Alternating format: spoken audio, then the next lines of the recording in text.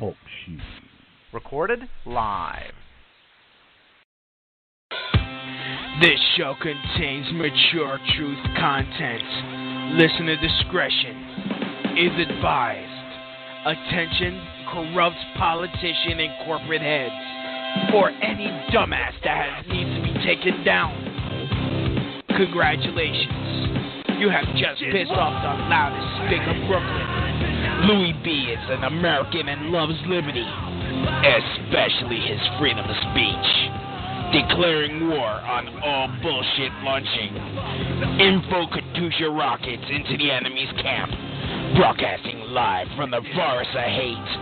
This is the Crotch Shot Radio Show. And now here's your host, Louie Bee. Hey, welcome to the Crotch Shot Radio Show. I'm your host, Louie Bee. I'm joined with my co-host, Will. Hey. Yep, what's up? We actually have a special guest with us today, Mr. Ray Nelson. For some of you who might not know Mr. Ray Nelson, he is a famous cartoonist. He also written that short story, 8 o'clock in the morning, which was made into the movie They Live that was directed by John Carpenter about aliens basically taking over normal life, and the only way to see them was through special sunglasses. A perfect metaphor for what's pretty much going on. I'm not saying that they're real aliens or anything. That's to each their own. The only aliens I know are pretty much the brown ones that come across the border. But anyway, Mr. Nelson. Yeah. Why don't you please tell us, how did you start your career? How did you get it? Specifically, what was your, I really should have let's talk about 8 o'clock in the morning. What do you think? Yeah, yes, sir. Okay, that is a story that I thought up when I was watching television. And I saw one ad after another that seemed to me to be calculated to hypnotize the audience by creating a hypnagogic state, that little flickering rectangle of bright light, and then all these completely impossible dreamlike sequences in the commercials. And a little light went off in my head, and I said, what if these commercials are all serving the purposes of some evil entity from another planet? And I wrote the story in about a half an hour and sent it off, and it sold on the first time out to fantasy and science fiction. Wow. Is that rare? This is me. Is that rare? No. Or does it often happen that it sells the first time out? Oh, well, no, it doesn't happen a whole lot. It's hard to sell stuff. There's so many good guys banging away on their computers and typewriters and stuff that you have to be pretty good to get published at all. Was that your only influence? Did you have any political influences about the story? Well, the political influence was, at that particular moment in history, the Republicans were the establishment, and I was a Democrat. And what year was this? Let's see. I'm thinking. I guess it was 1961 or 2. I'm not good on dates. Mm-hmm. But that would have been Kennedy was president then. No, it wasn't him. It was the guy who used to be, my mind is blanking, he used to be the big man in California. He used to be the governor. Reagan? There. No, wait, no. Nixon? No. It was Reagan. I had it in for Reagan because I thought he was, philosophically speaking, I thought he was speaking for aliens, and that is the alien multinational corporations, which were at that point taking over a lot of things. And he was deregulating everything to make it as easy as possible for the aliens to seize power and hold on to it. So this story is also, in addition to thinking about the bad effects of television, it's thinking about the bad effects of mythical politics. Then by the time I got around to write the movie, well, before the movie, there was a comic book. I don't know if you remember that I had the idea of doing a movie from 8 o'clock in the morning all along, but I didn't get anywhere with Hollywood because they didn't seem to write those things that I sent in to the right departments, and they didn't seem to return my calls. So I sold it as a comic book story, and I wrote it up for Alien Encounter Comics. And when Alien Encounter Comics came out, on the following day, Universal Pictures lawyer was on the phone to the editor of Alien Encounter Comics, and they wanted to make a movie out of it.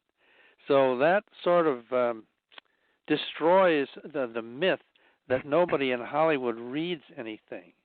But they do read something. They read comic books.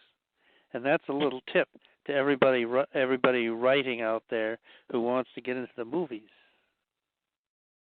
Well, yeah, that kind of makes sense because look at a lot of movies coming out now: The Spirits, X-Men, Spider-Man, Superman, the Hulk, Batman, yeah. Yep, and they're making big money too. So they say, "Hey, let's keep on reading those comic books." Exactly. I can't wait. I can't wait for them to come out with She. No. Am I the only one? Am I the only one that knows independent comics? You need to play that Car Crash. No, I can't play the Car Crash. I got the new one, and time to play me off.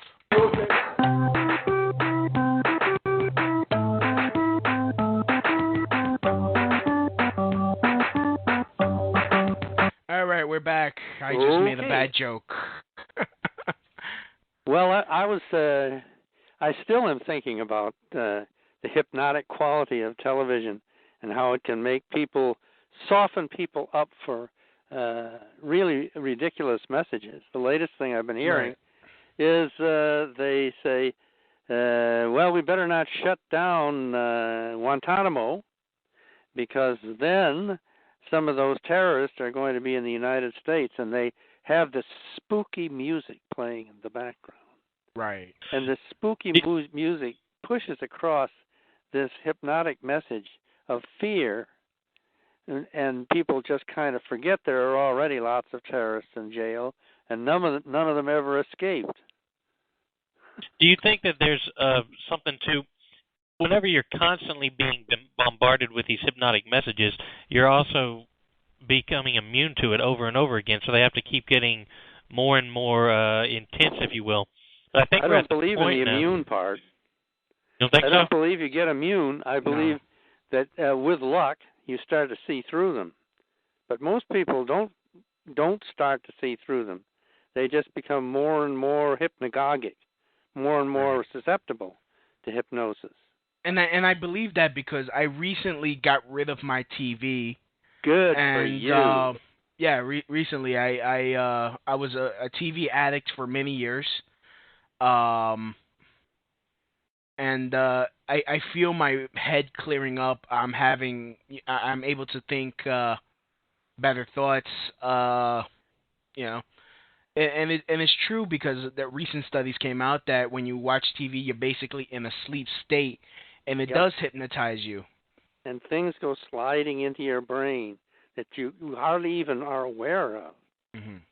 Maybe you've seen this commercial. I guess it's for one of those car rental agencies. And here's a guy getting out of his car, and he's putting a Dixie cup of his drink on the roof of the car. Right. And the car is talking. And the car has a male voice. And the car's saying, I guess you're going off with those swells and those have a date with big shots, and it's muttering and grumbling. Right. And people, straight people are watching this, and it never really penetrates that the guy and the car are both men. And so what we're talking about here is a homosexual romance. Oh, yeah. Well, I'm starting to like this commercial more and more. Yeah, he actually he turns around and is like, did he look at me? That's it. Yeah. Brokeback Alien, says Truth Brigade. Actually, we got a caller, but we're not taking calls right now. I don't mind Lucas, taking if you calls want, if somebody wants to talk. You don't mind taking calls? All right. Well, we got Lucas Drador coming on. Lucas. Hey, Lucas. Lucas. How much money has Luke Rudkowski stolen? Oh snap! It's Troy from West Virginia. Yo, Troy. Dude, I'm talking to somebody about the guy that wrote oh crap! I just had a brain fart. They Live. You got a question I'm about the guy that? that wrote They Live, and I'm not interested in how much money the inside jobbers are stealing. I don't know. Why don't you read the article and you'll find out, dude. Okay, way to band together, guys. You're winning the battle. You keep it up. All right, thanks. Stop selling your daughter's cunt for Juicy Juice boxes. There we go. That was Troy from West Virginia. Okay. How much? So. Well, in case somebody wonders, I didn't make very much money off of the first movie. Right. Because the whole movie was being run on an absolute shoestring. How much was the budget? No big stars, right. Almost no special effects, and the sets are, little places around Los Angeles, like the basement of the studio offices and what is that? Venice, California. You know those glasses? Mm-hmm. The idea of those glasses comes from a kind of glasses that's sold only in Venice, California, and it's called Venetian blinds. And it has just like Venetian blinds instead of a lens.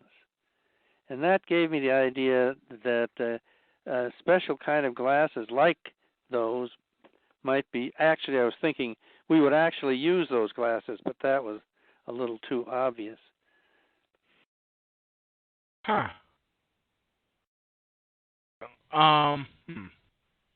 what's the point of those glasses? Did you just not like them, or what?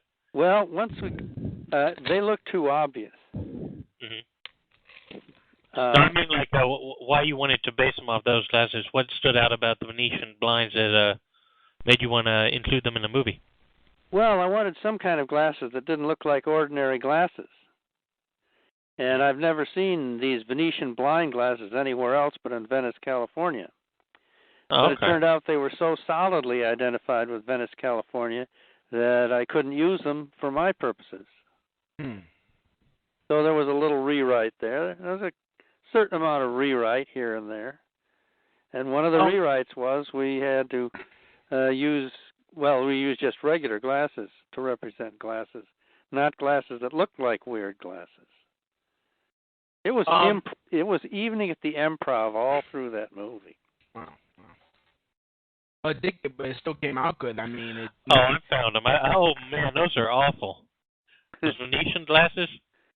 Yeah, they don't do anything for you, but they do remind you of Venice, California. Are those the ones that like Kanye West wears? I don't know what she wears. Yeah, I don't watch it, but I just put a link to one of the pictures in the chat there. Hold on. Yeah, he doesn't. According to Mr. Is that him Nelson, right there in the photo? Well, what, Kanye West? Is that him in the photo I just put up there? Yeah, that's Kanye West. Yeah. Oh, okay. I can't tell them apart. Yeah. In another book called Virtual Zen, there I have a campaign to get off of television. People are wearing T-shirts that say unplug.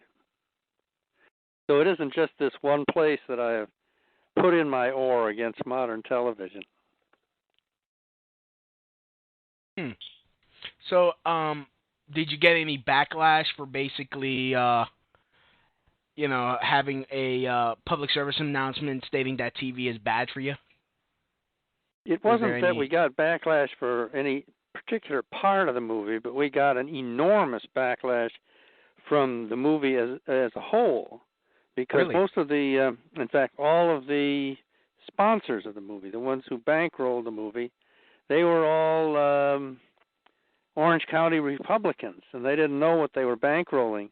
They thought it was a harmless sci-fi clip, some kind of spoof. And when they read the reviews of it, it sort of dawned on them that we'd slipped something past. And as a result, you might have noticed that that Carpenter wasn't allowed to make any movies at all for about 5 years. Wow. And I was a persona non grata in Hollywood too, even though I'd done two reasonably reasonable films before they lived. And even the guy, there was a guy who sold sandwiches on the set, and he pushes this little wagon in, and people buy the sandwiches. You know what I'm talking about? Yeah. He didn't get to work in Hollywood for 5 years. Wow. So it didn't. A lot of people were angry about your film, huh? Yeah, the backers were out of their minds. Did you write any other short stories or comic books that you would have wanted to see to go to film later, but this blocked you from it? I adjusted. I went and did something else. This was one I really wanted to make a movie out of long before I had the opportunity. So I was sort of crouching on a ledge, ready to pounce when the opportunity went by. Oh, okay. Yeah. Who produced the movie? A question in the chat room by Christy Truth Brigade. Yeah, let me think. Producer. If not, we got IMDb. I'm looking on IMDb right now. I don't see producer on here. I really don't remember who did the producer. You know, the producers don't necessarily appear on the set, but I think he's in the credits. As far as I know, I never met the producer. I was dealing entirely with John.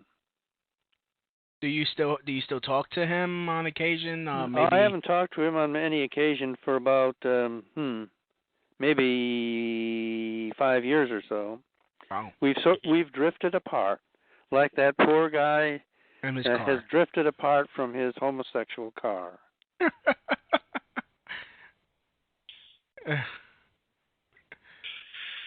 So, do you? I mean, did you get any pile driver instruction by Mr. Roddy Rod Piper? Or no, I'm just kidding. The only pile driver instruction we got was that he insisted on having a wrestling scene somewhere in the picture, or else. And there came a moment of power,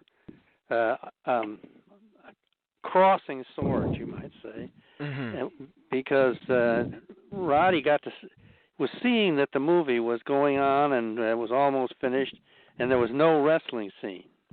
And he said to John, well, I want to call your attention to something. If Ray Nelson walks off this set, we can finish the movie. Oh, damn. But if I walk off this set, we can't. And good point. That was a pretty good point he had there. It did carry the day, and so that wrestling scene is in there. Right.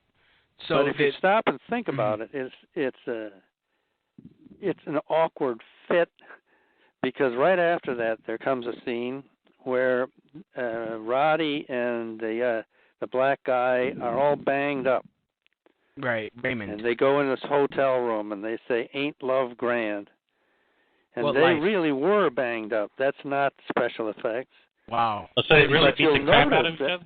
Almost immediately, when that scene is finished, there must have been an angel visiting the set, because in the next frame, both of them are completely healed. Completely healed. Yeah, that happens a lot in movies. Yeah. Well, I thought it was very funny that people didn't notice things like that, because they're right up in front. To me, they're so used to it. Yeah. Did somebody notice that strange healing that took place in the middle of the movie? Well, I kind of figured that since it was fictional non-fiction story that they had Wolverine's healing powers. So I just I like when I watch a movie, I kind of like to suspend my belief in reality. You know. I mean, there's well, always I'll have to remember that when I try to slip something by again. Yeah. There's always a few goofs in movies like this, like the alien at the magazine stand gets his change twice. When Nada takes Holly captive and forces her to drive, the passenger side door is unlocked and then locked again between shots. Oh, I'm just reading. Boy. I love you. You're actually watching. Wow. Yeah, the angle of the sun continually changes during the alley fight. Yeah. Yeah. What website are you reading that off of, Will? IMDb. Well, I'd like to take credit for myself, thank you.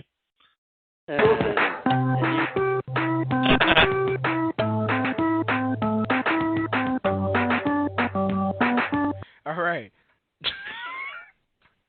We had to play you off. You made my day. You're actually somebody who watches a movie. Oh, yeah, I actually have the movie. I have it on DVD. Yeah. I rented it and illegally ripped it, and I'm selling it on the corner with the rest of the Nigerians. I'm just kidding. No, I wouldn't care. Oh, you may not, but somebody would. Do it, man. Somebody might care. I suppose. Yeah. Just don't overcharge them. That's all. Exactly.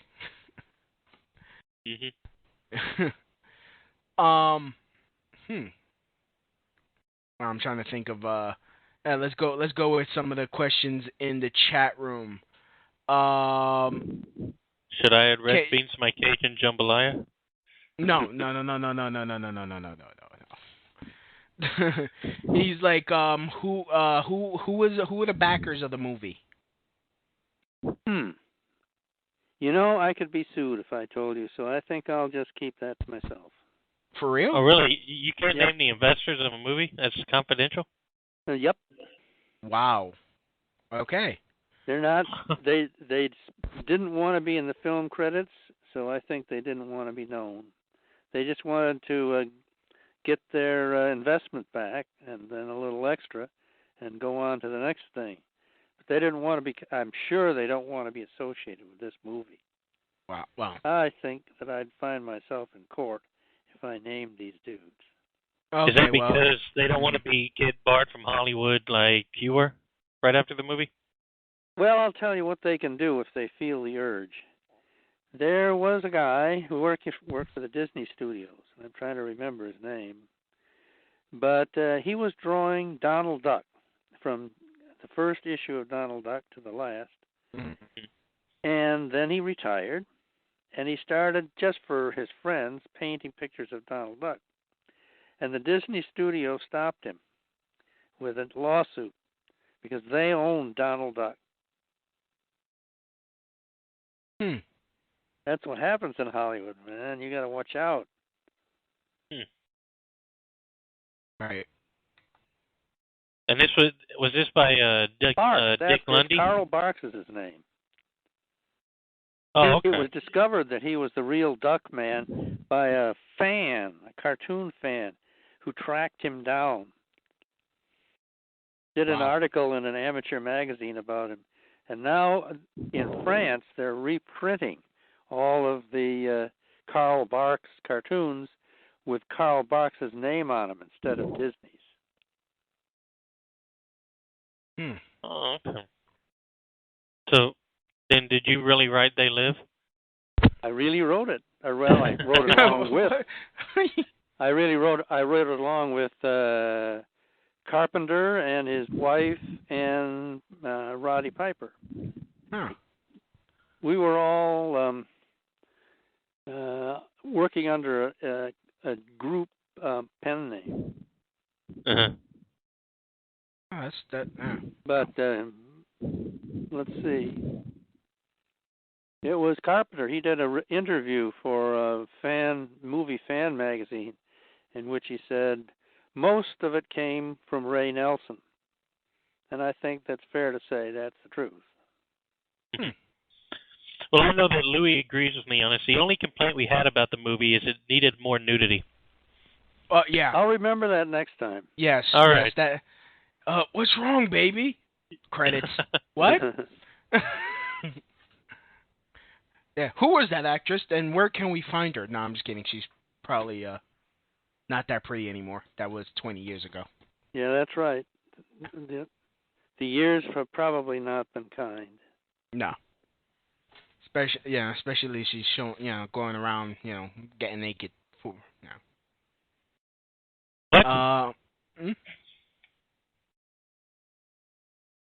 Oh. Any other questions? We want to open it up. Troy, don't bother, please. Don't call now. Wait till later, perhaps next show. If anybody want to call in, here's the number. Call the Crotch Shop Radio Show now at 724-444-7444. Call ID 23980. All right. So, Will, you got any other questions? Nope. Hello? No. Apparently, I don't think the board is lighting up. I used to have a program like yours. Really? I was on KPFA in Berkeley. Oh, Cosmic Circle, it was called, and we had call-ins, and sometimes we had little plays and interviewed authors. Actually, I do have a question. It appears they're remaking They Live. It's in development to come out in 2011. Oh. Yeah. I was just... Yeah, way to pay attention, dude. Yeah. Well, I was looking for more questions. Yeah. Who's going to be in that? It's printed somewhere that it's going to be remade. Is that right? Yeah, it's in IMDb. Oh, well, what do you know? Yeah. Didn't he? Yeah. Mr. Nelson just mentioned that already. I can't listen and read at the same time. Yeah. Well, that's the good thing about radio. You can read and listen to it at the same time. Whereas with television, you got to sit there like a butterfly impaled into a butterfly collection and watch. Right. We got actually Dr. Kimberly on the line. Dr. Kimberly? Sorry, she's gonna. Hello, Doctor. Kimberly. And all right then, moving on. Well. Sorry, Kim. We had to play her off. I noticed you're not doing any commercials. What kind of station are you there? Well, we got one commercial, but it's just one commercial. I'm just trying to save it. Okay, you can save it. But the station I was on had no commercials. It was the first listener-supported station in the world.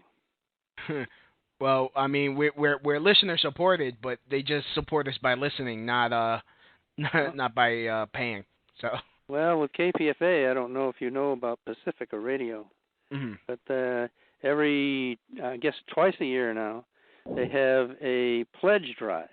Right. And they say, pledge a certain amount of money, and we'll give you this and that knick-knack, and we'll remain on the air. And like KPFA has been on the air since the early '60s. It started as a protest station against the war, and it's still there. Is it? But I mean, usually things like that, especially with most public radio stations, they've become more controlled by the federal government. Has that happened with that station? They don't like us to say the F word, but other than that, we pretty well can do what we please. Do you are you still associated with the station? I'm occasionally a guest and occasionally a guest host on things, but I'm not a regular like I was when I was a young whippersnapper. Right. Can I ask you some personal questions? Sure. All right. What are your leanings politically? I'm a registered Democrat, and I really love Obama. Okay. Well, what is it about Obama that you like the most? What I like the most is that when he lists all of the people who are welcome to join him in his crusade, he always mentions humanists. Hmm. The last time he did the list, humanists was the last thing he mentioned, and that means from his perspective, somebody who doesn't believe in God, and I don't. And I think that it's like being invited into an exclusive club, to be invited into a party that welcomes unbelievers. So what do you think of people who criticize Obama for continuing with a lot of the George Bush's policies? Well, it takes time to clean up the mess. Well, he's extending it in a bunch of rights. He's actually extended the wiretapping program, and I think he has to wheel and deal to get cooperation from the Republicans and from the more conservative Democrats. So he gives them a point here, and they give him a point, and he gets the things that he most emphasizes. He gets them passed by a narrow margin. But sometimes people don't understand how horse trading goes on in Washington.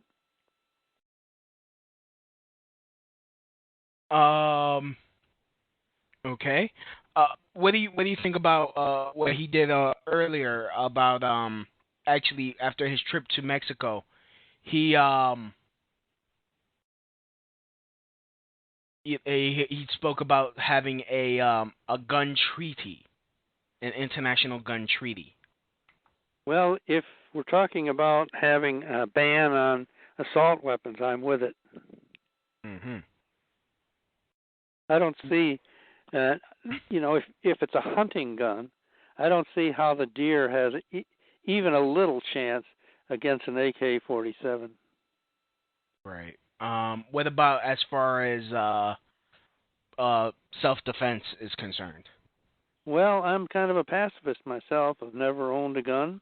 Mm-hmm. And when somebody left a gun in my possession, I got rid of it. I've been in tight situations, and I talk my way out of it, and so I favor that as a way of dealing with people who probably are faster on the draw than you are. Right. Okay. Well, what about weed? Oh, okay, yeah, good question. Yeah, what about legalizing marijuana? I'm for it. Sweet. Oh, there we go. Alrighty, well, let's celebrate. We finally agree on something. Oh wait, I think we've been agreeing pretty well today all the time. I didn't hear you ask me to join you in prayer. Would you? I don't think so. Prayer doesn't work. I've been praying for my penis to get bigger for about 20 years, and it still hasn't done anything. Well, why don't you take a ride in your home? They have pills advertised on television. Yeah. You can take a crack at them. or you could go take a drive in your homosexual vehicle. Hey, that sounds hot. Yeah. In fact, about that, what vehicle sounds the most homosexual, Volvo or Toyota? Volvo. Hummer. Oh, well, yes, yeah, wow. Hummer's good. Yes. Woo. So yeah, well, can we quote you on that? Hummer is a homo vehicle. Absolutely. What do you think about the hate crime legislation? Okay. I'm sorry I didn't catch that last. What do you think about hate crime legislation? I'm ambivalent. I think people should get to say what they please. Okay. I guess that. It has to get to the point of the calling fire in a crowded theater before I want to censor anything.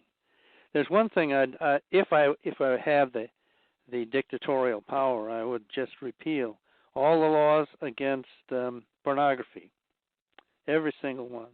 Against porn too. Yeah. Yeah, I like porn. I've done some porn. Some really hot stuff, man. Wow.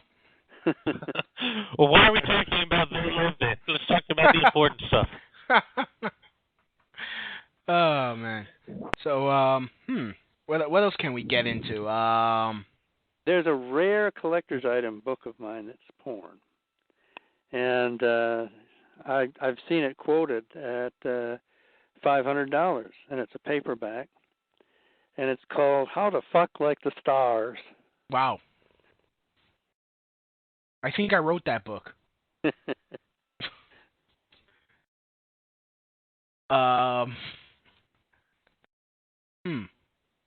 So you should actually a question in the chat room. Every single porn should be legalized. You're breaking out really bad, dude. I think porn should be legalized, right? Including child porn. Sure.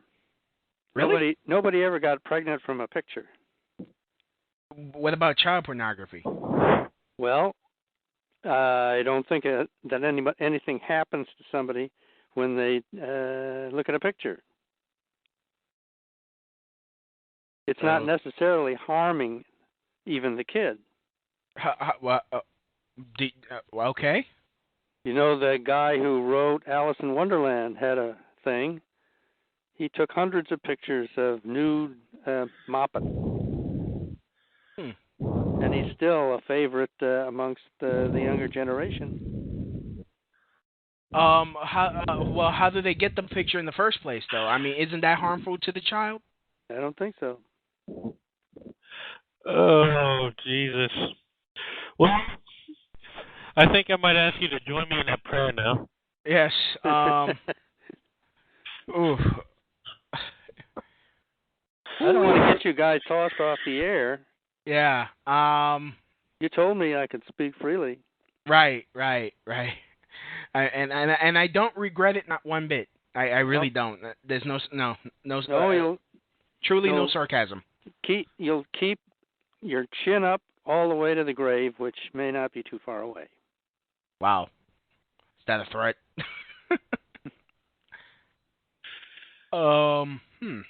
Okay, let me ask you this: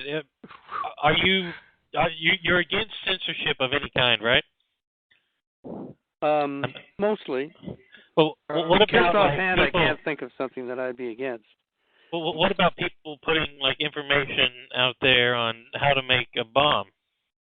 Well, I think the information is something that people who are really serious about making bombs will get one way or another, whether it's published or not.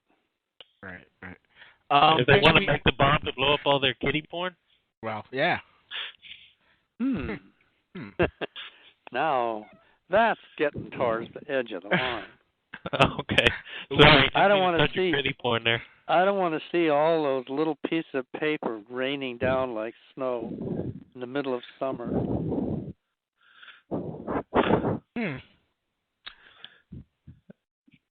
He's fucking with us. He's fucking with us. Yeah. Oh God. Alrighty. Yeah. So actually we got a call from Christy. The SEC? No. The SEC can't touch the internet yet.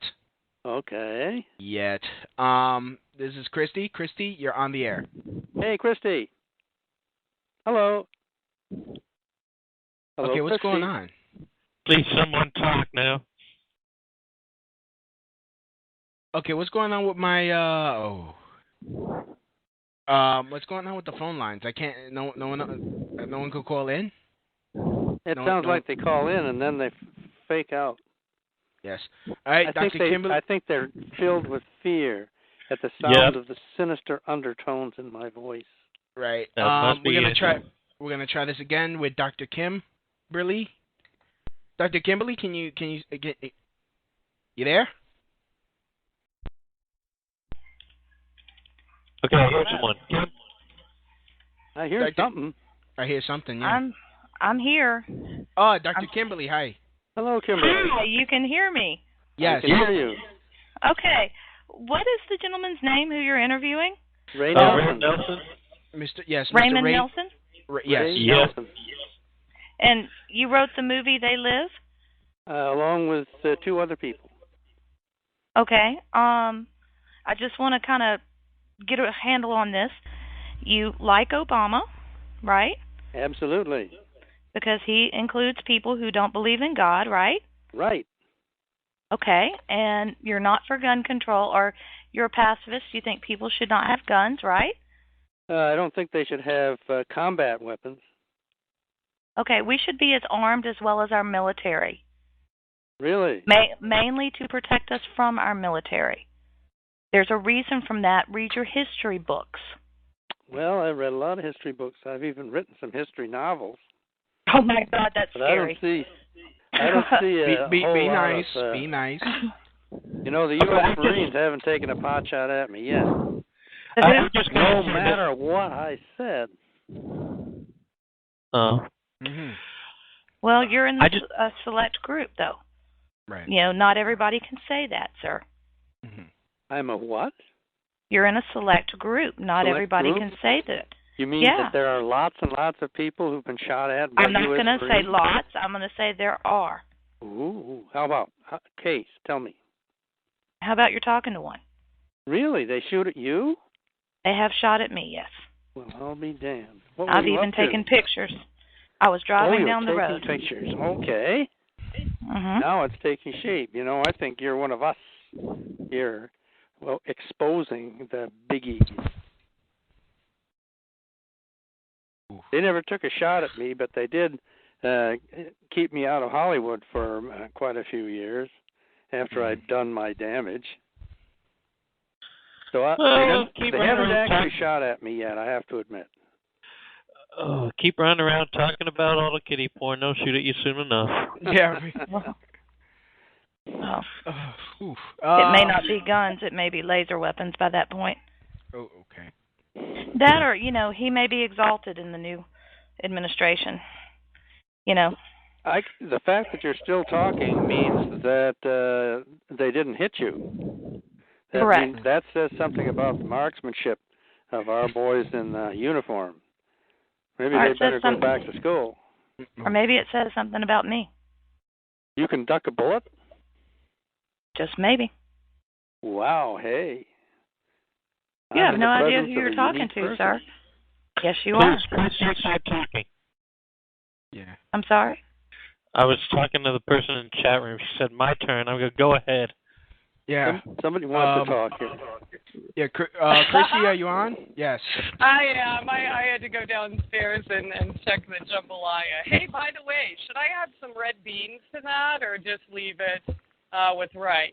My question to you: Will it make my pots more potent if you do that? You know, I don't know. I'm not going to waste good bud on Cajun jambalaya for dinner. And yes, I make the same joke on my own damn show. So please, people, stop calling me a hypocrite. Yes, I haven't. But I just want to say to the guest, I want to thank you for being on this show. I think you have a marvelous mind, an incredible mind, and I greatly respect you for that. And I think you're really fast on your feet. Verbally too, you could be a communicaster yourself. Well, I do. I have a show on American Freedom Radio, and it's broadcast on mainstream stations throughout the country. But you know what I do? I have to say I agree with you in some things, and not in others. And I would just love your response. But I do agree with you. I love Obama as well.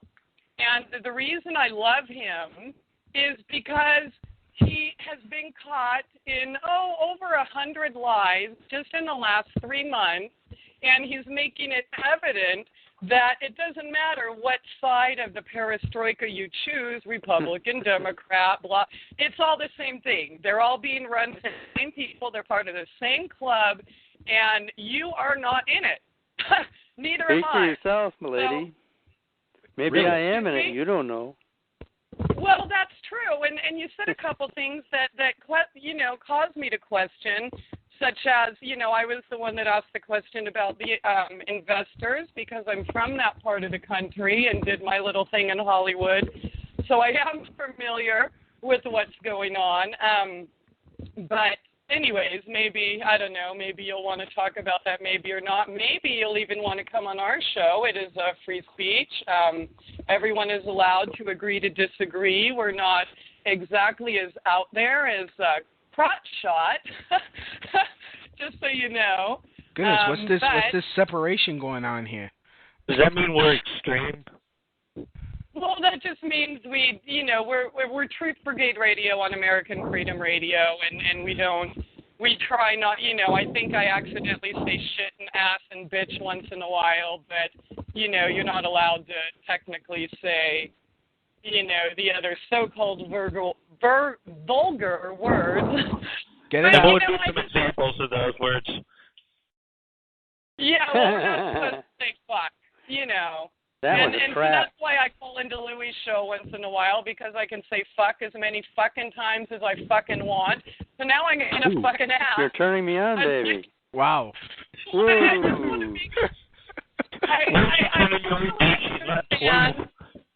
And appreciate different opinions and differing views. And actually, my goal on the show, we do hold a lot of debates and such, is my goal really in life is to try to understand everyone and everything, which of course is pretty impossible. But right now I'm going to try to understand one thing that you said, and I want to make sure I understood you correctly. What? Did you say that you are for all types of porn, that all types of porn should be legalized? Legalized, yes.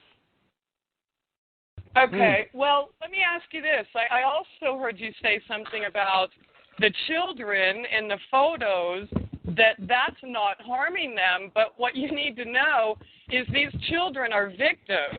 Do you really think that child porn should be legalized? That's a separate that's a separate case. If they're attacked physically, that's something else. Porn. That's a crime. But just taking their picture, that's not a crime.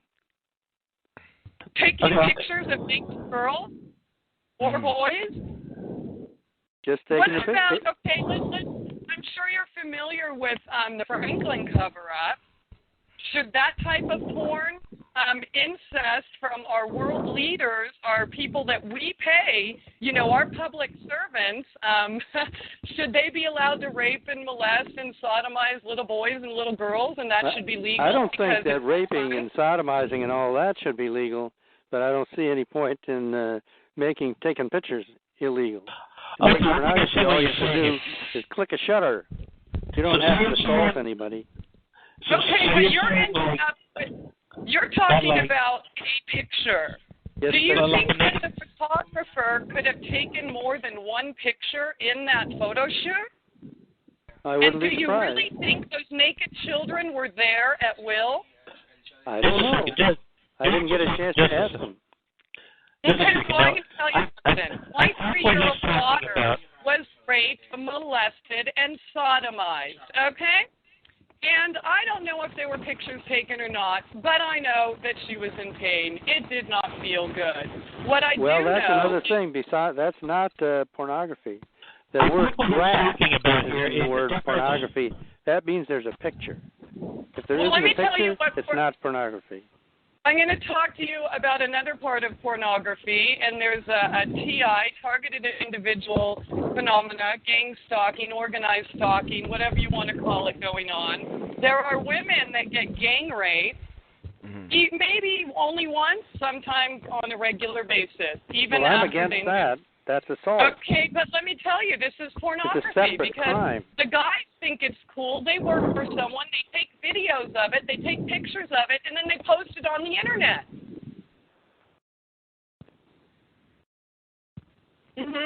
So that whoever is going to the internet and looking at these pictures don't realize what it took to acquire these pictures. These girls were being drugged and raped against their knowledge, against their will. I don't see how you can tell that from looking at the pictures.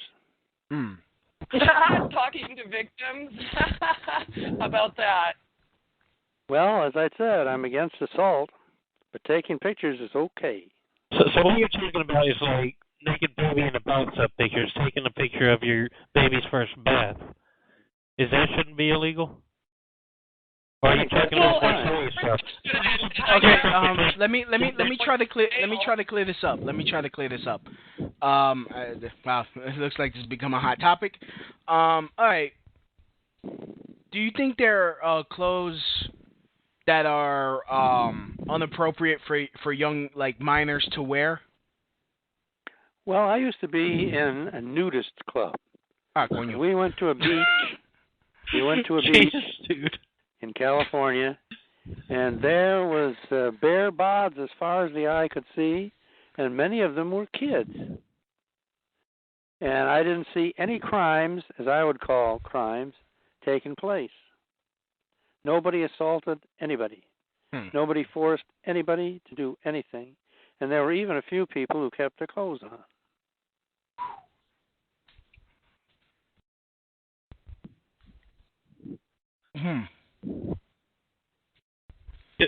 I'm just saying there's wow. Yeah, I mean, there's okay, a difference between, having your infant in the bathtub and you're taking pictures, and then a 4-year-old giving a blowjob. There's a big difference there. Yes. And they're both, nowadays considered pornography. Well, the acts, I say, okay, you can pass laws against people actually doing something to somebody, but I'm scared of starting to pass laws against taking pictures. The laws are there, but they don't enforce them, okay, because, it's porn. It's all for the porn industry, and it's okay, because they're making a buck off of selling other women or other boys, other men's body parts. They enforce them on innocent people so that they can go to the public and say, like, hey, look what we're doing. But they enforce them, just not on anyone who's doing it.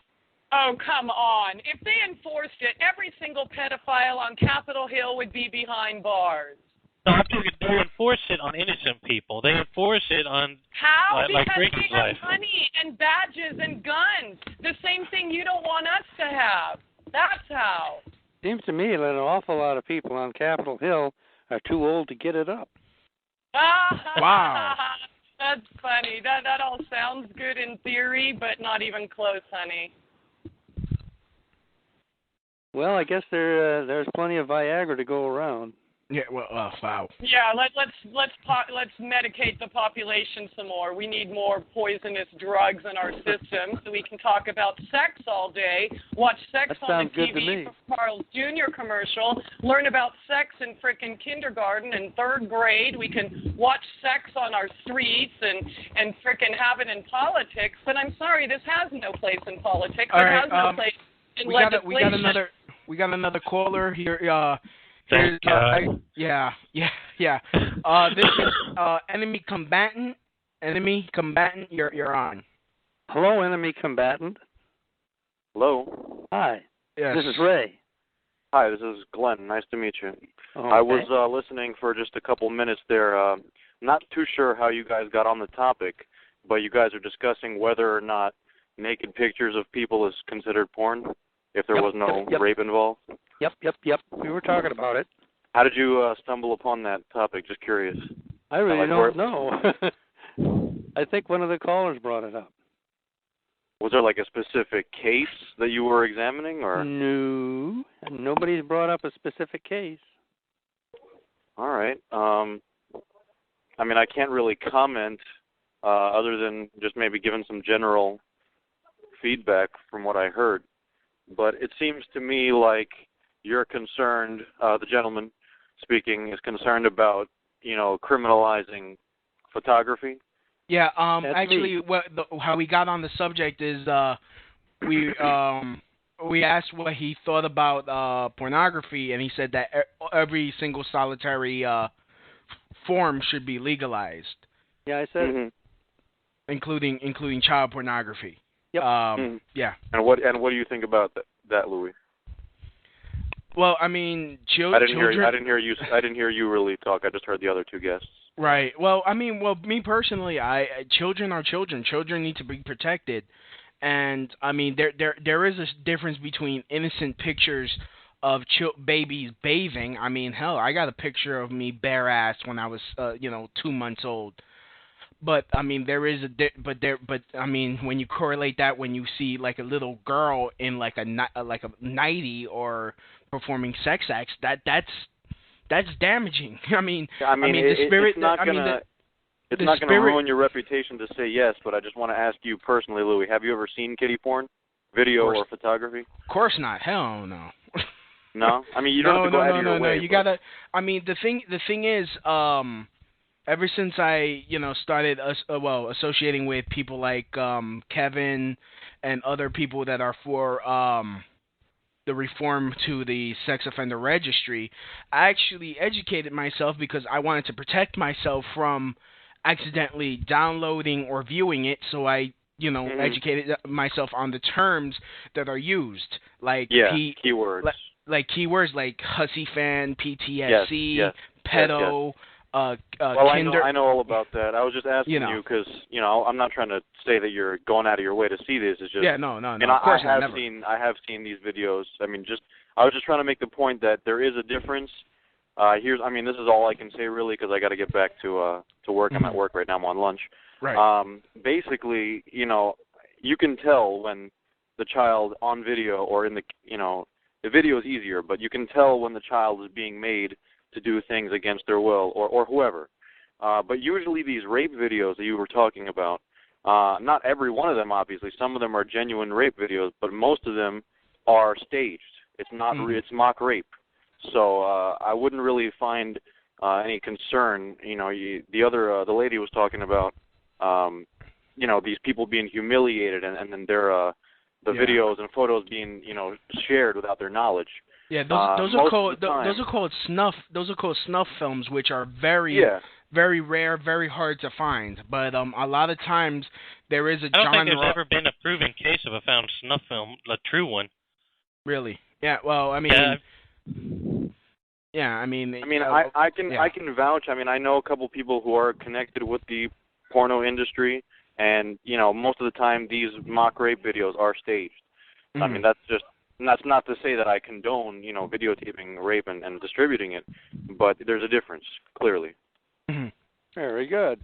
Between, entertainment and violation of someone's privacy and everything else. Right. I'm just curious that I called into the show and this is what you guys were talking about. Right. that. This is the Crotch Shot Radio Show, dude. You know what happens. You're one of the co-hosts. For some strange reason, it always ends up to kid porn. I don't know why. What the fuck is up with this show? That all of it, we might be talking about, hey, how did Jeter do? Oh yeah, no, but child porn. What? Because a lot of these faces of death videos are also staged and they're not real, man. I mean, a discerning viewer will understand the difference between a real death, a real rape, and an entertainment. Okay. But again, that's only if you're like really into this stuff and you actually go out of your way to watch porn. Right. I was about to put on Mary Beth. Okay. The first time I saw Daffy Duck get his bill blown off, I cried. Duck season, rabbit season, duck season, rabbit season. It's rabbit duck season, fire. So anything I missed earlier on? We were discussing Mr. Ray Nelson's career as since he was the writer of the short story of 8 o'clock in the morning, which was the inspiration to the movie They Live, starring Roddy Piper and Raymond St. Pierre. Saint-Pierre. Saint-Pierre. That's it. Yeah. French name. Right now, he was in a lot. He's been in a lot of movies. He's also been done a lot of voice work for cartoons, such as off the top of my head, he was Goliath in Gargoyles. Cool. He was. Is that the gentleman on the line with us? No. Raymond. This is Raymond Nelson, the author of the story. Oh, but so the guy I was speaking to earlier is not Ray Nelson. No. We're speaking to Ray Nelson part of the time. Focus. Work with me. Wow. How long can you stay on with us, Mr. Nelson? I'm comfortable. You're comfortable. Okay. Well, I've got just a minute. I've got to let you go. I was wondering if I could ask your guest, Mr. Nelson, a quick question, and then I'll get on out of here. Go for it. This is very general, but, what do you think about all these movies, particularly disaster movies, coming out recently just en masse, like Cloverfield, G.I. Joe, Transformers, the list goes on and on. I mean, are we being prepared for something? It's possible. I find them too boring to watch because they're too repetitive. Mm-hmm. But I wouldn't be surprised if there were set up. Just my own personal view is when Cloverfield came out, the very idea of this movie was such overkill that I was so offended and it was so distasteful. I mean, obviously I didn't go see it, but because I can discern what it's about, kind of like Blair Witch on steroids. But yeah, I mean, I just really am sickened by these cookie cutter movies. Like you said, they're all boring because they're pretty much all the same. Yep. They could probably put the soundtrack of one on another one, and nobody would notice. Right. I mean, I was more alluding to the fact that, are we being prepared for something like these movies like Watchmen, particularly? Can you speak to that? How fact and fiction are being blurred more and more? Well, Watchmen is a movie version of a comic book, Exactly. Mm-hmm. Yep, and the comic book was kind of a critique of the imaginary world of superheroes, pointing out, I thought, how a world of superheroes wouldn't be such a nice place to live in. I thought that in between the special effects, there was a serious message there. Okay. Yeah, I got only about a minute left here, so I'll just let you guys talk amongst yourselves. I'll just listen and then I'll hang up. Okay, that was Enemy Combatant. You could probably Thanks for having me on. All right. You can hear him usually co-hosting with me on Fridays about very serious various political topics. He's also a part of the Jersey City 9/11 peace movement. Hey. Also part of Jersey City We Are Change. Okay. And yes, he's also an expert at synchro mysticism. Well, now you got me. I don't know what that is. It's a emerging philosophy on the fringes of the conspiracy circles. Okay, I guess I sort of understand. It's basically the art of attributing dynamic context to phenomena, allowing patterns and themes to arise out of a web of connections. Yeah, okay, I'll go for that. And sounds kind a of lot like science. Yeah, it's about finding a gnosis in whatever you're reading or viewing at the moment. I like it. All right, I gotta go, but once again, thanks for having me. If you get a chance, check out some of my music on myspace.com/psychosamurais, anti-New World Order, anti-totalitarian music. All right, take care. Bye-bye. Wow. Okay, well, The idea of anti-totalitarian music is French cabaret music. French cabaret music is beautiful stuff. Great melodies. Some of them have been translated into English badly, but they all revolve around the theme that Paris is a person. That Paris is, there's one song which is actually entitled, Paris is a Blonde Who Sleeps Around. Is that Lady Marmalade? No, it's older than that. It's Mystic Get. But anyway, it's a whole genre. It's not just one person does these songs. And the philosopher Jean-Paul Sartre wrote 3 of them, and one of them was a hit.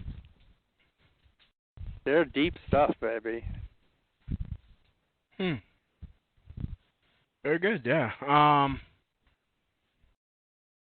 But let's talk about what so you were anti-war back in the 60s? Yep. Okay. So obviously Vietnam. I didn't like it yet. No, I was against it. Well, yeah. Well, of course. Even more against these recent Middle Eastern capers. Right. Well, I mean, let's get into this that we're talking about Middle Eastern wars. As my last guest you heard, he's part of the 9/11 Truth Jersey City. Do you subscribe to the theory that 9/11 is a inside job? No, I don't think it's an inside job exactly, but I think that they went after the wrong guys. Oh yeah. Yeah. Who you think they should have? Here's Iraq and Afghanistan. Neither one of those countries, I think, ever posed a serious threat to the United States. Well, who do you think they should have gone after? I think that if we were going to go after anybody, it should have been Saudi Arabia. Oh yeah. Saudi Arabia is where Saddam Hussein came from. That's where he has his businesses that supply the money behind his guerrilla activities.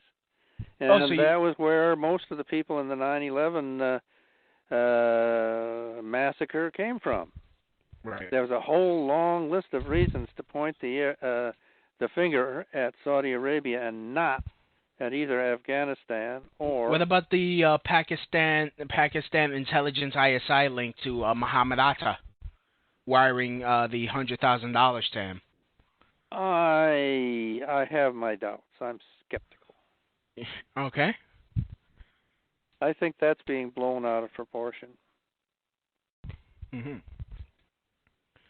The one thing that I'll tell you, the thing that I just can't believe. I won't believe it until somebody really proves it.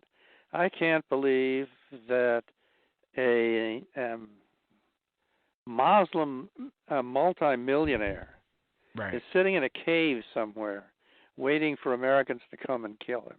Exactly. I don't see that. I see a Muslim millionaire. I see a Muslim millionaire in his castle.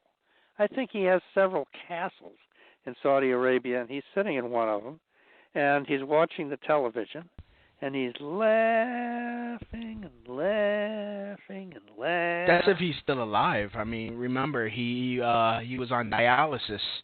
So they say. So they say. All right. Yeah, we actually got another caller, Dr. Kimberly. She's back. Okay. Oh, good. Dr. Kimberly, are you on? Kimberly. Oy vey. He chickened out. No, she's still on. I think she's having technical difficulties. Kimberly, try hanging up and calling back. Tell her to crank the phone. Okay, that's a car crash. Do I really need to do the car crash? Because I really like to play him off cat. You know what? You've done that one 3 times. Come on. Damn it! But then you're gonna call me. Then you're gonna say, oh well. Where is it?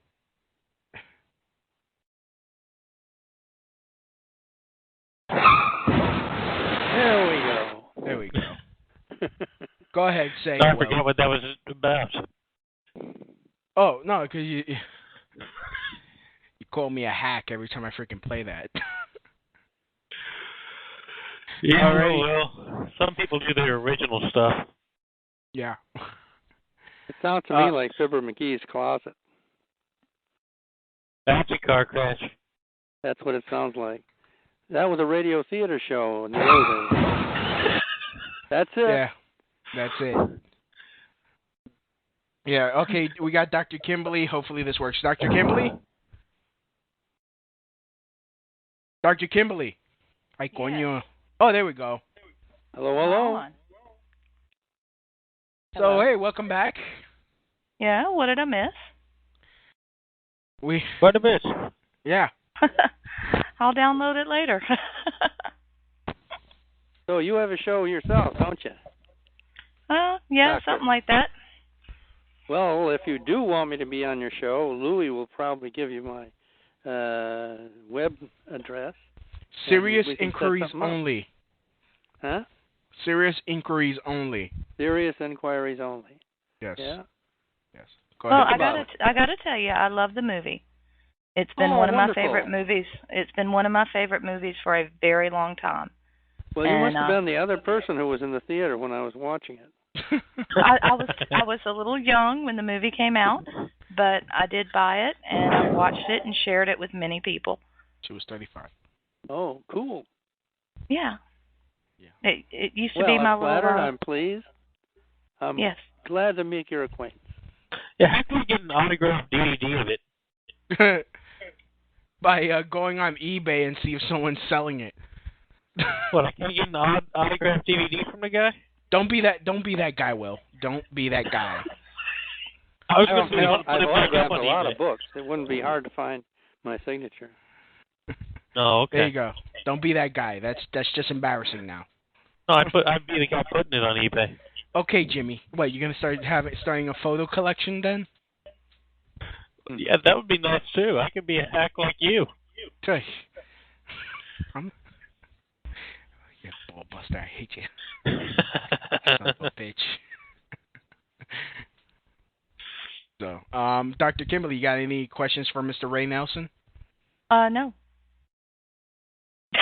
I'm amazed. Well, okay. Well, You're or what? You and me are getting together here, aren't we?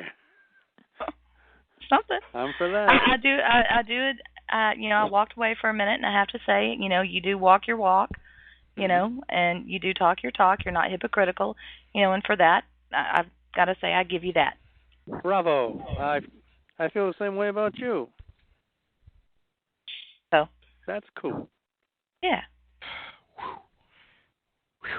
All right.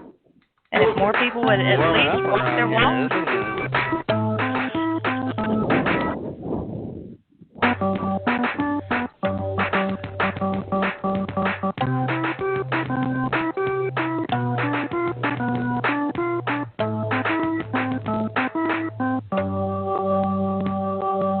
And we're back from that uncomfortable situation just then.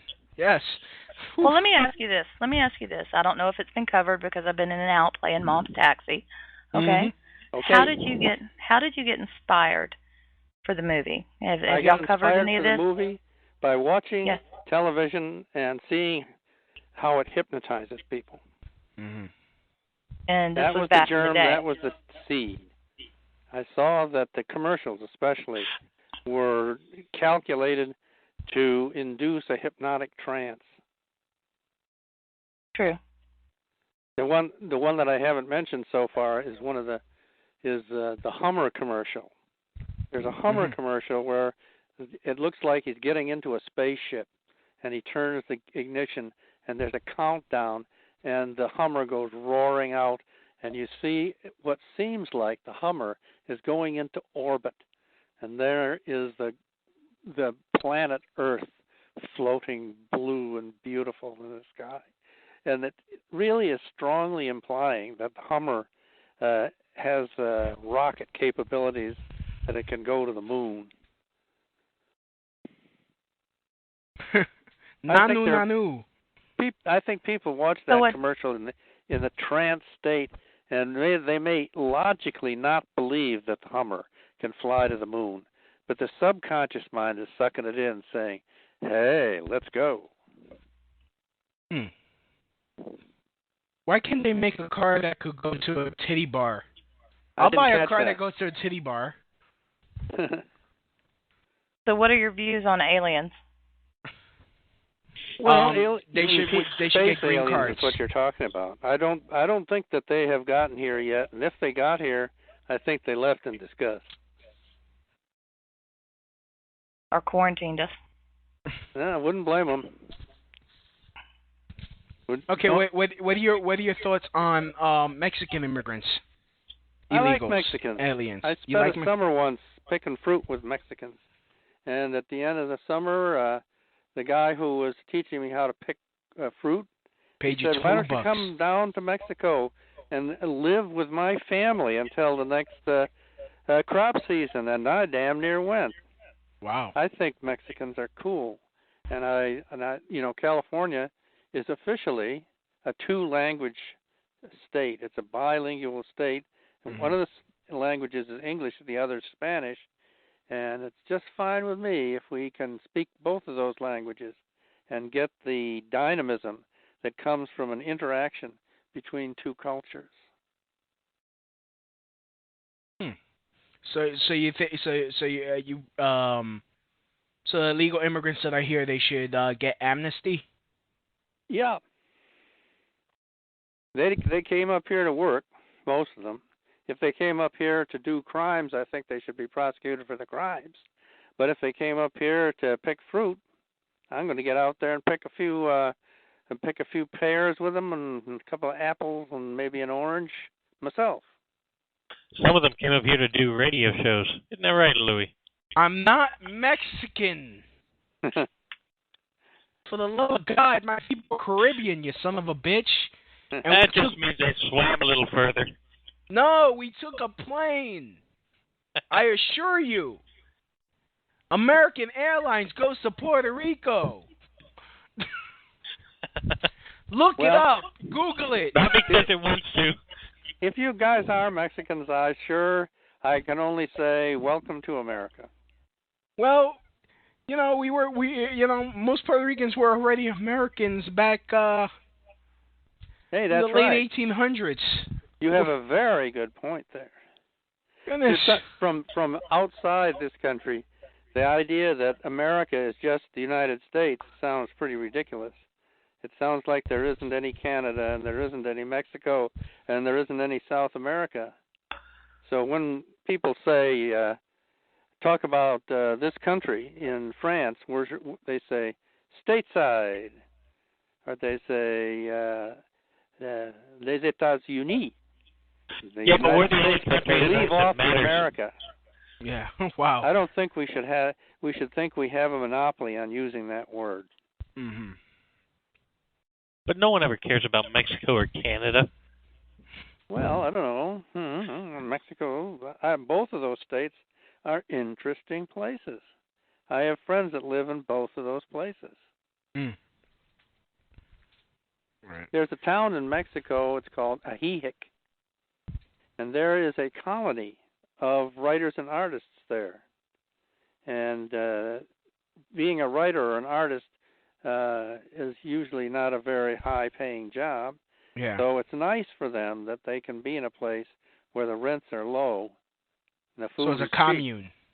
So it's sort of like a commune. Ah. They have their own little library, an English language library, where they Dude, their police must be the biggest pussies ever. Stop, or I will write the sonnet. Stop, or I'll have to never ask had you any again. dealings with the police myself. I will slap you with a soliloquy. Okay, I'm ready. Slap. I got nothing. Uh-oh. Really? Really? Okay, you fold. I couldn't tell. I got 4 aces. God. Do I have to do it to myself? Well, somebody's got to do it.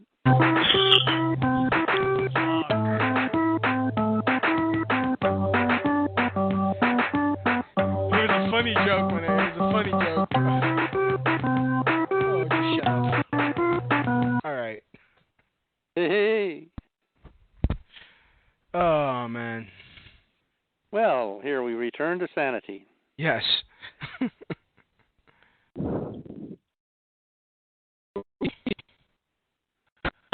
Something's All right. happening. Well, I'm out of questions. Will? Oh, I got nothing. I got nothing. Had anything for a while. Wow. All right. You Well, can throw this I'm glad on, we man. stopped before we got to the waterboarding part. Oh, well. What do you think about waterboarding people? He questions himself. I'm against it. Oh, okay. I think people will say whatever they please if they're waterboarded. Are you for Yeah. golden showers? Wow. I think that it's I think it's awful and I think it's useless. How about Which one? How about brownies on the chest? Also known as a hot Carl. Well, it's not known to me as anything. I've never heard that expression before. Well, I mean, living with the Mexicans, I'm pretty sure you've heard of the Dirty Sanchez. You got me again. Never heard that. Have you? I think I must have been moving with a very high-class bunch of Mexicans. Ah, okay. We so only we only picked the top fruit off the tree. Ah. So I'm pretty sure you've never Supermaned a hoe. Never did that. Ah. The Superman part, I know what a hoe is, but that's black. That's you don't know. Sometimes I guess, Have you ever done the angry pirate? Boy, have you ever got me. It's one thing after. I guess I haven't been keeping up. That's the trouble. No. The angry pirate is one of my personal favorites. Oh, really? Did you have anybody take a picture of it when you were doing it? No cameras are allowed because no cameras allowed. It's a private session like Bilderberg. Oh well. Speaking about Bilderberg, what do you think of Bilderberg? Have you ever heard of Bilderberg? No. Where all the world's elite meet every year and discuss geopolitical politics. Well, I just want to jump in real quick and say I got bounced out of here. You must think I've been watching television. Enjoyed it. What? You must think I've been watching television. Oh no. Well, you wouldn't hear this on television, no. All right. Well, thanks for coming by. See you next week, dude. I'll see you next week. Love you, sweetie. Mwah. Mwah. See you in the car. All right then. Yes. Well, Mr. Nelson, can you fire off your website? Fire off? Well, yeah, what's your website again? My website experience is there's a website that my smart son set up for me. Okay. And how he did it is his secret. No. I mean, I'm talking about what's your website address? How can people go to your website, learn more about you, and okay. Yes. It's raynelson.com. All right. raynelson.com is the website's address. Do you have a MySpace? It's got no. No. How about a Facebook? Nope. Do you have a Twitter? Nope. How about a Bebo account? Nope. No. Mi Gente? Nope. No. Black Planet? Oh boy. No. No, I'm a voice from the past. Ah. Well, when I got into computers, they used punched cards to store data. And there was a whole profession called card punchers. And all they did was punch data into cardboard cards about the size of a letter envelope. Huh. Okay. Yeah, those were the days. Then you could see the data. Now you need some kind of a gadget to tell you what the data is. You actually have a Facebook fan club, Mr. Nelson. Yeah, but I'm not responsible for it. I didn't set it up. So it's facebook.com/Ray-Faraday-Nelson/44349104571. Well, I think that one of my fans must have set that up because I didn't. There you go. I'm flattered. Well, yeah. Somebody go to all that trouble? Wow. Yeah, no, that's kind of cool to have actually a fan club. I hope to start a fan club for myself.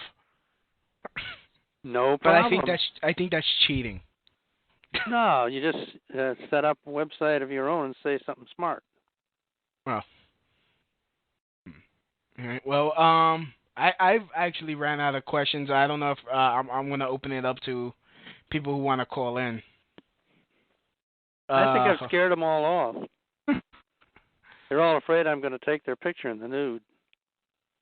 Well, I have nothing against me taking pictures in the nude, Just stand there, but like, hey, yes, it is that big.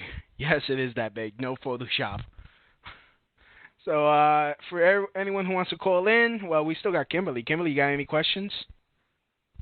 I'm searching. She's searching. I'm searching. Well, I mean, you want to continue flirting with Mr. Nelson? Maybe really everything I had to ask or say or whatever was just pretty much blown out the water. I don't know what to say. All right. Where did you get your inspiration from? That's one. He just answered that like 3 times. Well, for that particular case, I got it from television. That's it. What we're talking about, 8 o'clock in the morning, and the movie therefrom, I got it because I saw that the television was hypnotizing people. And so I wanted to dramatize that, and that's why I wrote the story. Yes. Okay. Yeah. But on the whole, taking the whole of my writing together, I write to promote ideas of atheistic existentialism. That's the closest thing to a religion that I've got. Have you ever heard? Wait, no, isn't that? I'm ignorant. Isn't that kind of an oxymoron, though? Mm-hmm. Please help me wrap my mind around that. I don't know why it would be an oxymoron. It's a philosophy that a French philosopher cooked up in World War II. Mm-hmm. And for a while it was kind of in fashion, but now it isn't. But I'm still sticking with it. Isn't existentialism still based and rooted on a belief in God? No. Okay. The kind of existentialism that I got hooked up with is specifically atheistic. I think you're getting it mixed up with a kind of there is a kind of God flavored existentialism, but that's something else again. No, the idea of atheistic existentialism is to construct an ethical system based on what all human beings have in common, rather than what different mythologies they ascribe to. And it comes very close to being what Obama's doing these days. Even though he still speaks a good word for God now and then, he also includes us humanists in his list of approved candidates for membership in the Democratic Party. Okay. Here's the thing. I might as well give you a very quick lesson in existentialism. Okay. In World War II, Adolf Hitler signed a concordat with the Pope, mutual support. Hitler and the Pope were going to watch out for each other. And he also signed one with Joseph Stalin, the head of Soviet Russia. And this caused considerable problems in France, because in France the two organizations that really swung some weight were the Catholic Church and the Communist Party. And when the Nazis double-crossed both the Pope and Stalin and invaded France, the French underground were caught without any philosophy to unite them.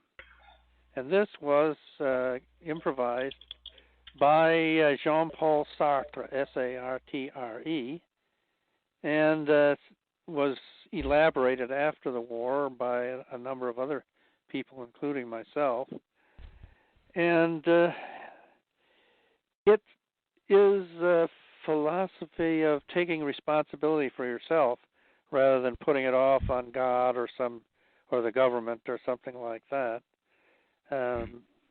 So would you consider yourself a libertarian, possibly, that the government shouldn't have to take care of us?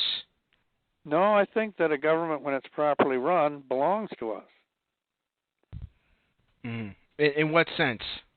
Well, if of course, there are corrupt governments, but if there was a government that was staffed by people of honesty and goodwill and people who had respect for each other, then it would be a nice way to keep the roads paved and keep people from crashing together at stoplights and educate people in their ABCs and put out fires and Also, now I think would be a good way to keep people healthy. Mm-hmm.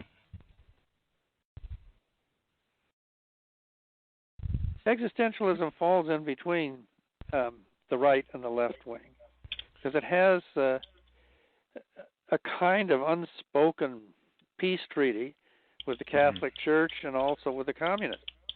All right. And, we actually have a question from the chat room. Okay. Chrissy asked, "What do you like about Obama besides the fact that he includes humanists?" I like that he's tackling all kinds of problems without blowing his cool. Mm-hmm. I think it's about time we had somebody who was literate, who read things and thought about things, and especially I like that he's mending fences with Europe. The previous administration got themselves off on the wrong foot with Europe, and I think that if you're going to be against Europe, it's like being against your own grandparents. Mm-hmm. So, ask me if you agree with this comment. You ain't my bitch, nigga. Buy your own damn fries. That sounds literate to me. I didn't really understand it. Something about a bitch. Oh, okay. You ain't my bitch, nigga. Buy your own damn fries. Okay, the last three words I didn't catch. Okay, how about this? Maybe they're looking at that big butt of yours. Well, it sounds like macho talk from the black community. I don't talk like that myself, but I don't have any objections to it. So what are you saying? Whoops. Yeah. What about when Mr. Obama has said this? What? There are white folks, and then there are ignorant motherfuckers like you. There are white folks and there are ignorant fuckers. Yeah. I don't know. And also he said this. Look, when I was a kid, I inhaled frequently. That was the point. He's saying that he smokes some marijuana. Is that what he's saying? Pretty much. Well, that's cool with me. But he's not gonna legalize it. Well, apparently not. It's low on his list of priorities. It's fairly high on mine. But we're close enough together, so I'm going to stay a Democrat. Oh, okay. Alrighty. What are your thoughts on recent news report? From on the Lou Dobbs show. Lou Dobbs? Lou Dobbs. Actually, let me start off with this. What do you think of Lou Dobbs? Well, he is a very verbal representative of a legalistic attitude towards Mexicans. I think that's how I would pin him. Yeah, but his wife's Mexican. That's one of his big crusades. His wife's Mexican, though. Oh. Well, I'm saying legalistically, he wants he's for legal immigration, but against illegal immigration, and he likes that fence. Mm-hmm.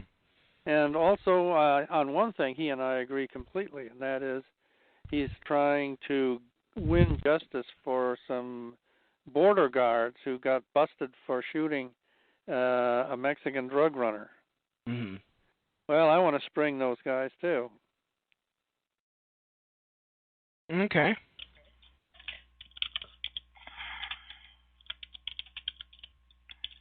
All right. Well, so what do you think about when he made the report that the independent party is growing? People are getting away from the left-right paradigm. I don't think there is an independent party. Well, they're going independent people here and there. Right. They're like flocking to other parties like the Constitution Party, the Green Party, the Independent Party. Well, there is an independent party. Well, I think that I'd kind of like to see a few extra parties throw a little weight around. In France, they have about 100, and they're doing fine. When I lived there, they have the best health system in the world in France, and they subsidize research in the way they don't in this country. They've got a train there that goes faster than any train in the United States. Oh, you probably heard about it. Okay, yeah. And they have an architectural style. They're building a lot of buildings, and they're modernizing their highway system, and they are building electric cars that really work. So I'd say, well, I'm a huge admirer of the political system there that lets those things happen and encourages those things to happen. Mm-hmm. Especially I like their health care system. Because when I was in France, I was an American. I was not even a Frenchman. But they treated my wife in a French hospital, and they didn't charge her a nickel. Okay. And they also had home visits from a medic. What do you call them? Right. Sort of a sub-doctor. Right. So I think that if we want to learn how to run a country, we could do a lot worse than go over to France and see how they're doing it there. All right. Actually, 2 questions, and before we have to wrap up. Okay. Can you name one accomplishment of the Obama administration? Well, I think it was an accomplishment just to get to be an administration in a country that so recently wouldn't even allow black people to vote. Right. In my lifetime, that to go from not getting to vote at all to being President of the United States is something terrific. All right. Okay. And according, this is coming from the chat room. According to what you said about France, how does this get paid for? Taxes. Taxes. Okay. Rich people have to pay their share. In this country, rich people pay not even a fraction of what they should pay relative to the incomes that they get. And another factor in play is that in this country, there are tax breaks for rich people who don't live in this country.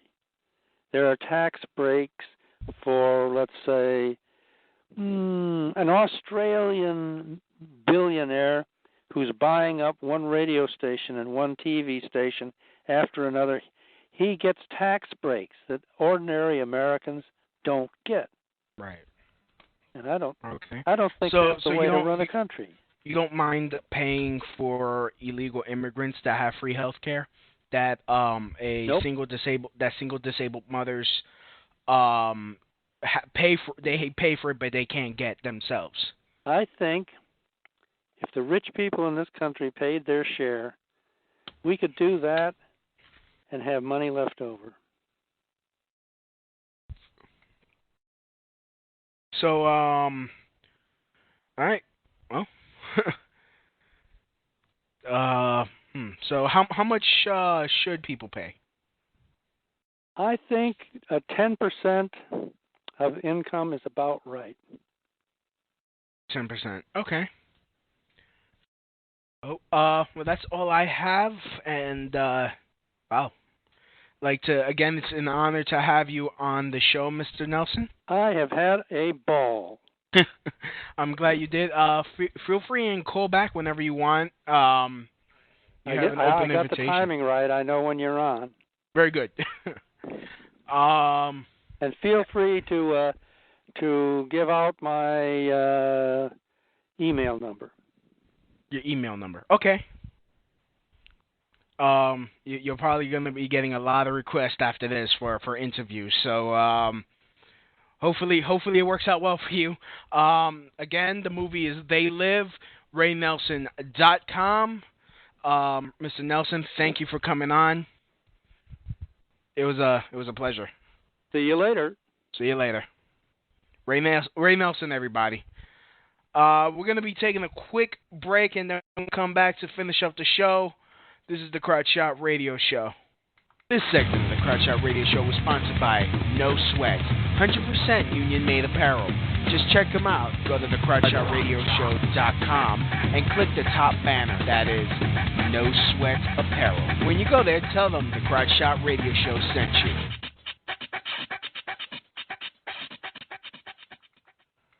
Brooklyn, Bronx, Queens, and Staten, from the Battery to the top of Manhattan, Asian, Middle Eastern, and Latin, black, white, New York, you make it happen. This is the Crotch Shot Radio Show. Damn, I really gotta fix that so that way it fades out and doesn't just stop and makes me sound like a schmuck. Yeah, so, that was Ray Nelson. I'd like to thank everyone for listening to the show today. Dr. Kimberly, as lovely as always, flirting with the guests, even though you were about to jump his shit, like. Oh God, my daughter needed a ride to the movies. That's all I can say. Because,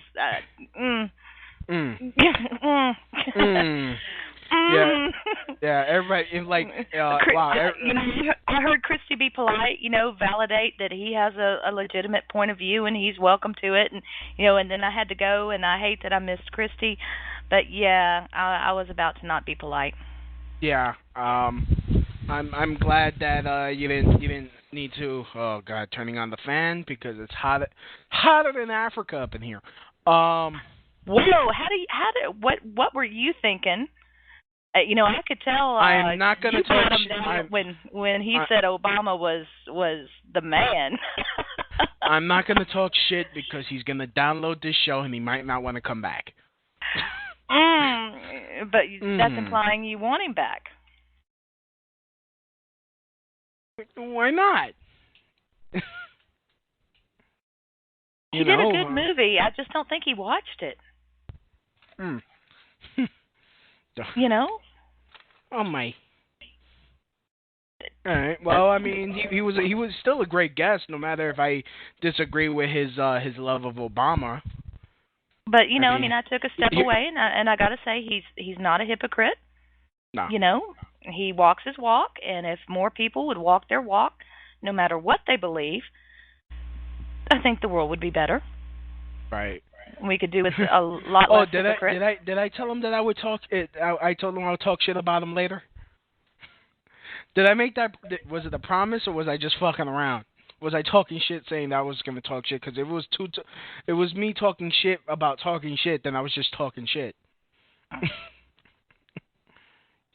So that's like a trifecta of shit talk, and then obviously. Oh, he said he did say he wasn't into scat, so you're good. Oh, he wasn't into scat. All right, so I can't. Yeah. I'm just surprised he never Supermaned a hoe. Does anybody know what Superman a hoe means? Not a clue. Not a clue. All right. Can I get a one? Can I get a one in the chat room if you want me to explain what Supermaning a hoe means? Nothing. Alrighty. I'm just gonna explain it anyway. It's when you're having sex and you're in a doggy style position. You don't have to do this, Louie. You don't have to go there. You don't have to go there. Yeah. You can choose. You can choose. You can take a deep breath. You can walk away. You can take the kids. You can take the kids to the movies. You can walk away for a second, and you can choose not to go here. Yeah, but I'm just saying. Kids don't listen to my show. It's called the Crotch Shot Radio Show for a reason. It ain't. Oh, it's the nipple shot. Come on. It's not the spiritual. Yeah, exactly. Really? Where did you find this guy? I like the movie. I like sex. It's nice. It is. Have y'all ever heard of the book, The Keys to Enoch, the Book of Wisdom by J.J. Hertog? No, I have not. Okay, this book is phenomenal. Can you take off your top if you're going to talk about this? It would make you die of a heart attack. No, it will not. It will yes, not. Yes, it will. Louie, I love you. I would not torture. I would not torture you. No. It's not torture. No. It's not torture because I have good aim. I'm sorry. I'm sorry. Yeah. I'm sorry. All right. Okay. So, like I said, Supermaning a hoe means. J.J. Hertog when you have this wonderful book. It's called The Keys to Enoch. The book. I'm going to explain what Supermaning a hoe is, and I'm going to unmute you. Just behave yourself. Hi. I won't behave. You might as well mute me again. J.J. Hertog wrote this book. It's called The Keys to Enoch, Book of Wisdom. We're going to play the mute game. I'm gonna Superman that hoe on Kimberly. Watch, she keeps misbehaving. Right, you're back. You promised me a spanking a long time ago. Well, yeah, you know. Yeah, I see how you are. Yeah. So anyway, J.J. Hertog wrote this wonderful book, all the way and this book is just phenomenal. Breaking through paradigms. You know, kind of like the way this movie was a long time ago, breaking through paradigms. But yet they say if you go hear the man in person, that it will just that you're like, how did this man write this book?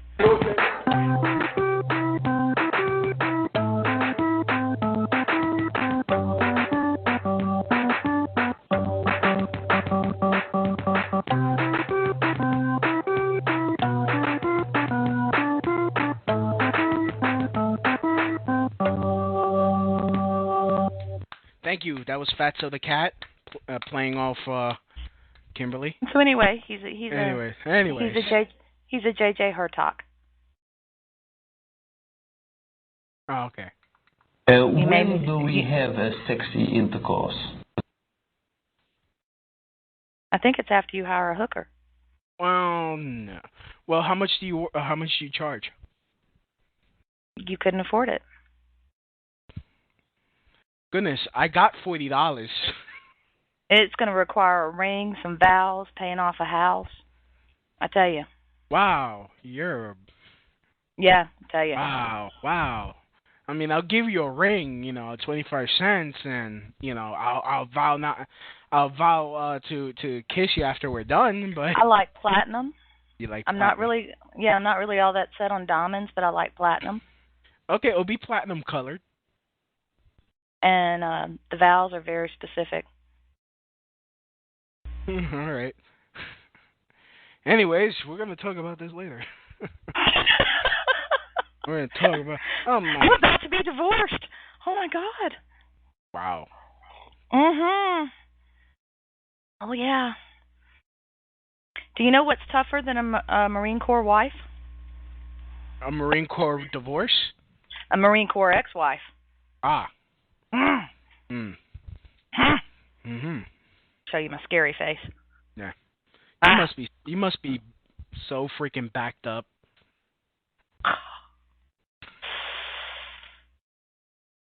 J.J. Hertog, have you heard of him? The next guy you meet, he's gonna. That's who you should interview next.